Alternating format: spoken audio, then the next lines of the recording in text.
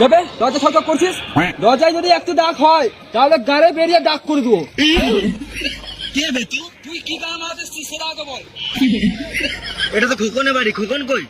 10 টাকা দে, তোর বলবো।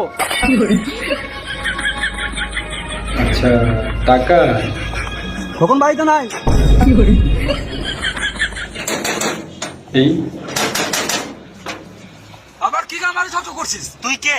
10 টাকা দে, তোর বলবো। এই মানে এখনই তো টাকা দিলাম, আবার কেন দেবো? গান মারা বলবো না। ও এই মানে একেলে তো আজব ঝামেলা। এই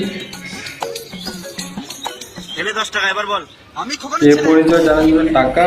বাপ বেটা একই রে মারা, শুধু টাকা চাওয়া স্বভাব। কি হলো?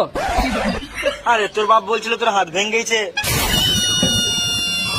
উল্টো পাল্টা বলবি না, নাহলে তোর মুখে থুকে দেবো। কোথায় হাত লেগেছে আমার? কালকে দুটো হাতে করে মারলাম। চল মা। আরে ও মারা, কোনো ছেলে না মিথ্যা কথা বলে আমার টাকাটা গান মেরে নিয়েছে। দাঁড়া, কোনো গাঁটটা ফাটাচ্ছে। এ ভাই দাঁড়া দাঁড়া দাঁড়া, হ্যাঁ, এক চোখ কেন দেখাচ্ছিস? দু চোখ দেখা।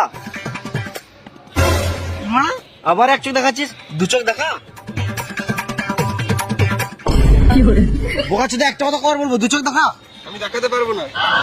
একে আমার দিনটা খারাপ যে, তার মধ্যে আবার এক চোখ দেখাচ্ছিস। চোখে মনে সমস্যা হয়েছে। দেখাতে পারবো না। দেখ ভাই, আর রাগাস না।